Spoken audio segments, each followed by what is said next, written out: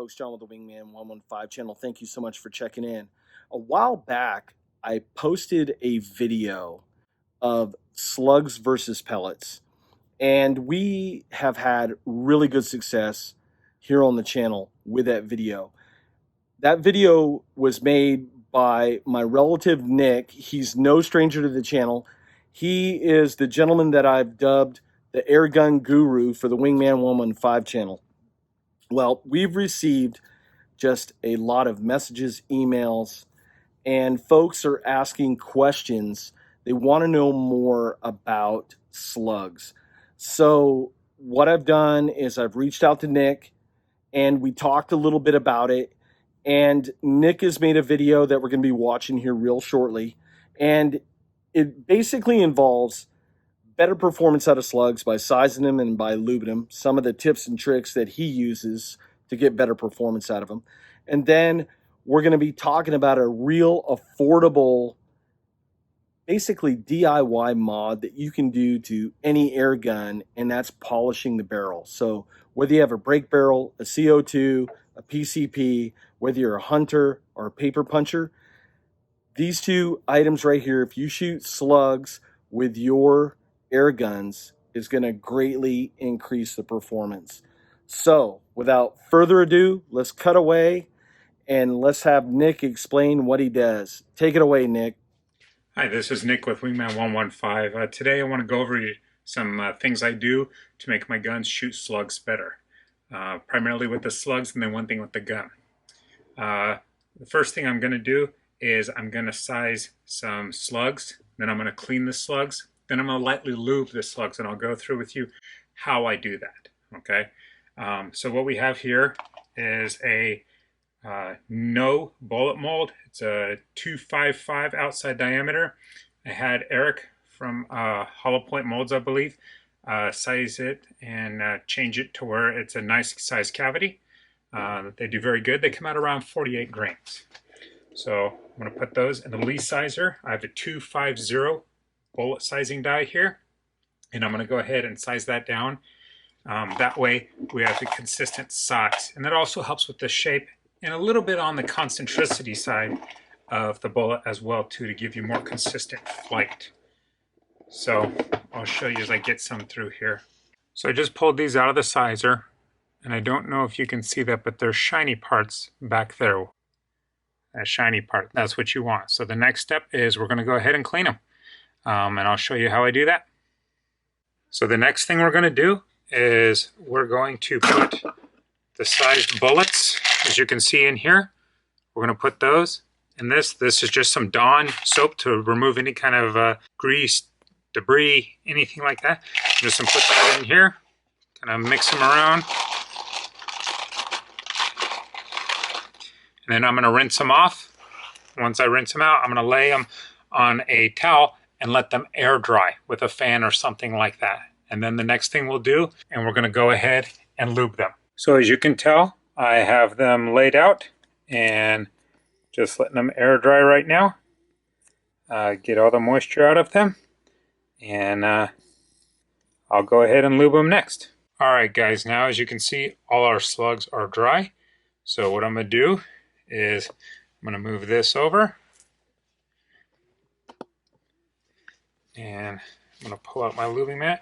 I don't want anything on here, so I would recommend using like a dry one. As you can tell, I've used this actually.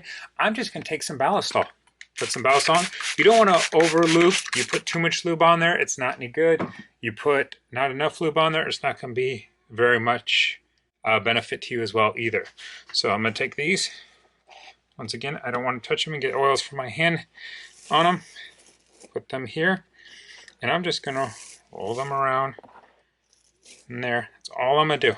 Actually, I learned this trick kind of from Ernest Rowe.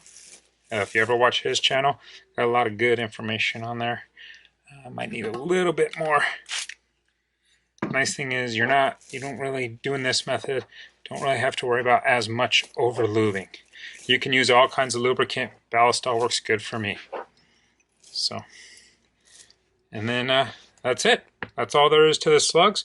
We'll also go over polishing the barrel as well too. The final step of this procedure is going to be polishing the barrel. So one of the biggest things you want to do is, if you can, pull your barrel off. And then you want to go ahead and clean it really, really good. You don't want any dirt in there. You're trying to polish it. So you want it as clean as you can possibly do it. So I went ahead and did that. And then I have a 6 different step polishing procedure I have. I'm using, it's called 3M Trimite Wet or Dry Polishing Abrasive Paper. It's not sandpaper. It's all the way from 400 grit to, it looks like 8,000 grit. So it really does a great job. And I find I do about, anywhere from 4 to 6 passes front and back.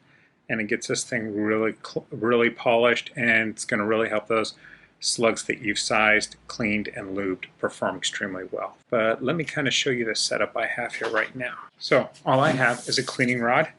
I want to use the brush, a 2.5 because it's a 25 caliber, or you could probably use a 243.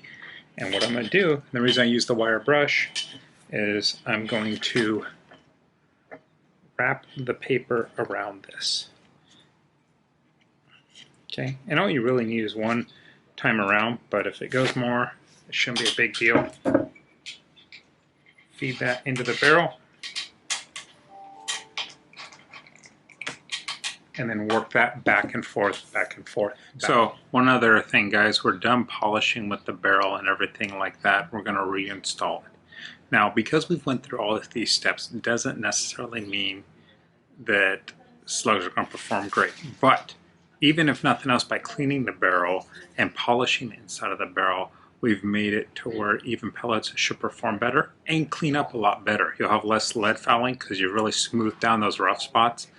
And you can use the same steps you used for cleaning and lubing your pellets as you do that I showed for slugs. One thing you do want to remember, though, is pellets are going to be a little easier to dink, so be more careful when you're drying them and cleaning them and stuff. Some people use an ultrasonic cleaner. Like I said, if you look at Ernest Rowe's video, that's what he does, but he doesn't use it for too long. We don't want to ding the skirts.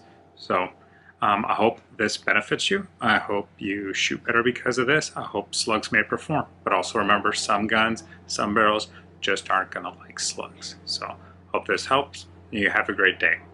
Well, you've had a chance to see Nick discuss about how to get better performance out of your slugs, and just a little polishing of a barrel is going to help out. Whether you're a paper puncher or whether you're a hunter, it's going to help you in the long run. Whether you're shooting slugs, whether you're shooting pellets, it's going to keep your gun cleaner.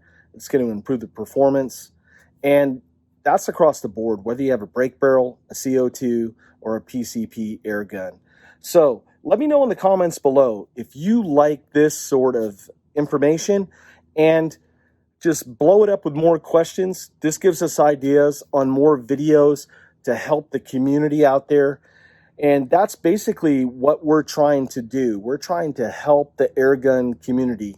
Air guns now are more affordable than ever. And I think that we are in the beginnings of just an air gun explosion in the amount of people that are getting into high pressure air, CO2, and break barrels. Just the technology now is just catching up, where we're getting the velocities, we're getting the calibers. I could talk about this on and on. So let me know in the comments below anything that you would like to see Nick and I cover in future videos.